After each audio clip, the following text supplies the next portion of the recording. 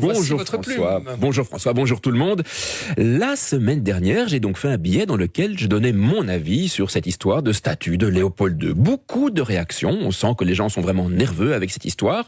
Une semaine agitée donc, c'est pourquoi ce matin, comme je préfère le calme, j'avais envie de partir sur un sujet qui ne cristallisera pas toutes ces émotions négatives et je vais donc vous parler des Juifs. Des Juifs, Thomas?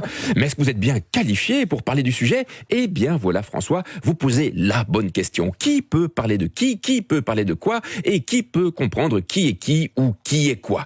Au sujet de mon billet sur les statues de Léopold II, quelqu'un a réagi négativement en disant « Voilà la vie d'un Belge blanc ». Et c'est vrai que dans la mesure où je suis belge et blanc, c'était bien la vie d'un Belge blanc. Mais attention, j'ajouterais qu'en plus d'être belge et blanc, aux yeux des non-juifs, je suis juif. Mais comme ma mère est hollandaise, aux yeux des juifs, je ne suis pas juif. Et si je suis apparemment blanc, dans la mesure où il y a dans ma généalogie une africaine du Ghana, esclave de surcroît, je suis noir aux yeux des blancs intégristes pour lesquels une seule goutte compte. Enfin, pour parler de l'orientation sexuelle, je ne peux pas nier que je suis plutôt cisgenre hétéro, mais je dois reconnaître avoir éprouvé un certain trouble devant le dos nu de Brad Pitt dans une scène du film California.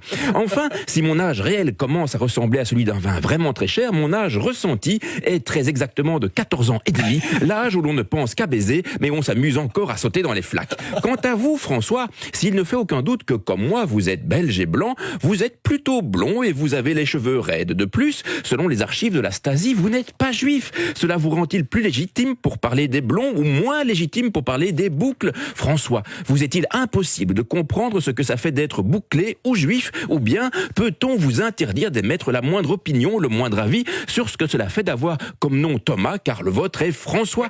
Quelle étrange tendance de croire qu'une couleur, une histoire, un genre vous empêcherait d'être capable de comprendre un moment ce que c'est d'être d'une autre couleur, d'une autre histoire ou d'un autre genre. Les amis, imaginez un monde étrange où chacun serait prisonnier de sa catégorie, comme des petits lapins dans des petits clapiers, chacun disqualifiant la pensée de chacun, chacun pour les siens et contre les autres, tout le monde dans son coin, ne parlant qu'avec ceux qui lui ressemblent, de sujets avec lesquels il est déjà d'accord, réduisant la pensée devenue inutile à de simples hashtags, la conversation et le dialogue devenus suspects seraient remplacés par du bavardage ou de l'injonction. Un monde étrange où un homme ne pourrait pas comprendre ce que c'est qu'être une femme et les ressorts subtils de la domination masculine, où un blanc ne pourrait pas comprendre ce que c'est qu'être un noir et l'évidence du racisme structurel, où une femme ne pourrait comprendre ce que c'est d'être un homme ou un mince, ne pourrait comprendre ce que c'est d'être gros ou un gros d'être mince, l'impossibilité pour un noir de se penser blanc, pour un juif de se représenter musulman, pour un musulman de se concevoir athée, un flamand wallon, un wallon français incarné vegan,